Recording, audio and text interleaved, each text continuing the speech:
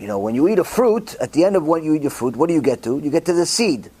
Now you may not care for the seed, but in reality, if it wasn't for that seed, there wouldn't be any more fruit. In the old days, they didn't have all the streets and traffic and all the things. What did they have? People would take the seed, throw it on the floor. What would happen? A few years later, that little seed will turn into a tree. That instead of one apple, you have another 1,000 apples. HaKadosh Baruch Hu created a very unique system.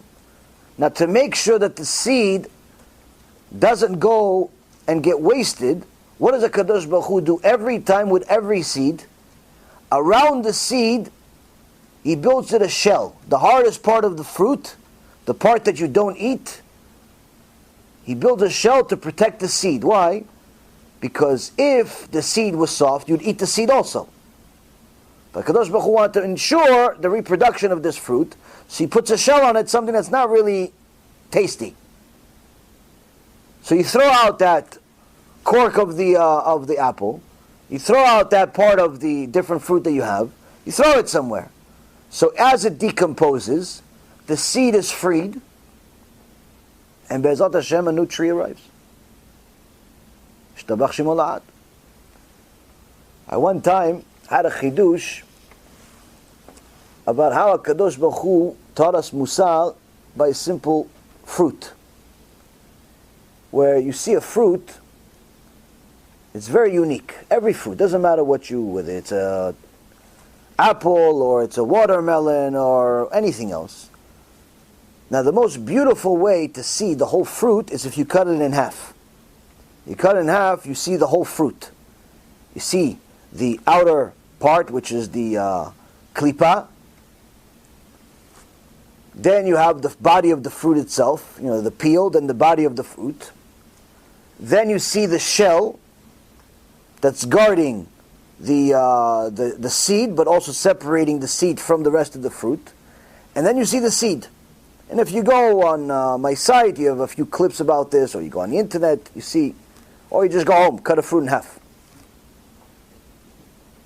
Now, the beautiful part is that you can learn musar from a fruit. Why? This is just like a Kadosh Baruch Hu created a human being. When you peel a fruit, doesn't matter what fruit, you peel it.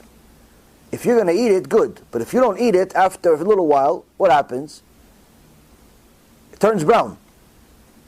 Why? Why doesn't it turn brown when the peel is still on it? Because that's protection. Because it's not supposed to be exposed.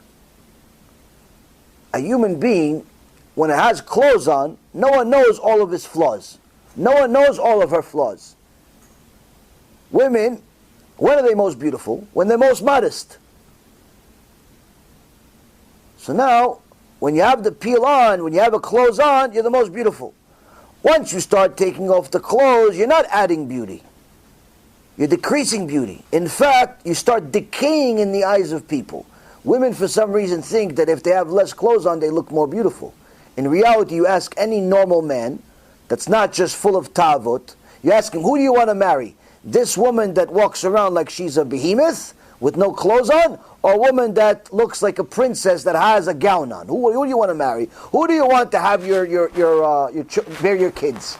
Who do you want raising your kids? The one that has the same clothing as the cow, or the one that's actually taking care of the cow because she has clothes on? Which one? No man that's normal would want to marry the cow. No man. Why? Because, okay, this is maybe for desires, but not for a wife. Not for a wife. The apple, as soon as you took off the peel, automatically it starts deteriorating, starts turning brown. Why? The apple's shy. I'm not supposed to be naked.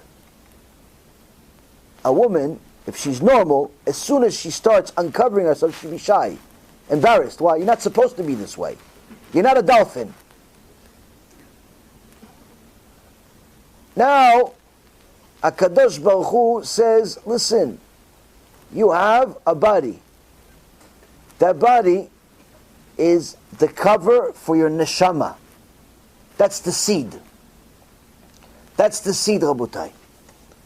But if you learn from a fruit, you could go to Olam HaBa.